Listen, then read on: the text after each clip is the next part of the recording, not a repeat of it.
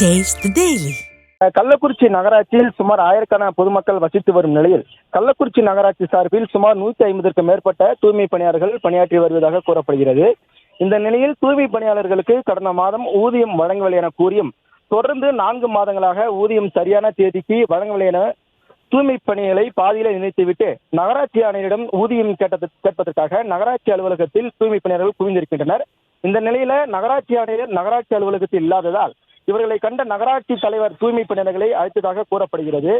நகராட்சி தூய்மை பணியாளர்கள் வேலை நிறுத்தம் செய்துள்ளதாக செய்தியாளர்களுக்கு தகவல் கிடைத்த நிலையில் அங்கு சென்று செய்தி சேகரித்ததை அறிந்த திமுக நகரமன்ற தலைவர் சுப்ராயலு உடனடியாக தூய்மை பணியாளர்களை அழைத்து யார் செய்தியாளர்களுக்கு தகவல் தெரிவித்தது எனவும் உங்களுக்கு ஊதியம் செய்தியாளர்களே வழங்குவார்கள் எனவும் இது போன்ற செய்தால் 6 மாதம் ஊதியம் வழங்க முடியாது என மிரட்டும் தோணில் கடுமையாக தூய்மை பணியாளர்களை திமுக நகரமன்ற தலைவர் சுப்ராயலு எச்சரித்திருக்கிறார். மேலும் நிர்வாகம் தான் உங்களுக்கு சோறு போடுகிறது எனவும் செய்தி சோறு போடல் எனவும் இதுவே கடைசி எனவும் எச்சரித்த வீடியோ சமூக வலைதளத்தில் வைரலம் ஆகி வருகிறது தற்போது. மேலும் தூய்மை பணியாளர்களே எங்களுக்கு சரியான நேரத்தில் தேதியில் சம்பளம் வழங்கினால் மட்டுமே நாங்கள் மின்சார கட்டணம் கட்ட வேண்டும், வீட்டு வாடகை உட்பட கட்ட வேண்டும் என புலம்பி வருகின்றனர். ஆனால் இதையெல்லாம் பொருட்படுத்தாத திமுக நகரமன்ற தலைவர் சுப்ராயலு தூய்மை பணியாளர்களை பார்த்து நீங்கள் செய்தியாளர்களுக்கு தகவல் அளித்ததால் உங்களை வேலை விட்டு தூக்கிவிடுவேன் என மிரட்டியதால் அங்கிருந்து தூய்மை பணியாளர்கள் புலம்பி சென்ற சம்பவம் அதிருப்தியை ஏற்படுத்தியிருக்கிறது. உமேஷ்,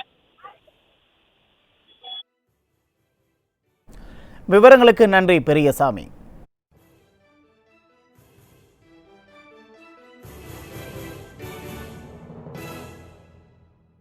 அசிங்கப்படுத்துறதெல்லாம் புரியல. நிர்வாகம் இதுதான் உனக்கு சோறு போடுது. நீ பேப்பர்ல கொடுத்துட்டா பேப்பர்காரன் வந்து உனக்கு சோறு போட மாட்டான்.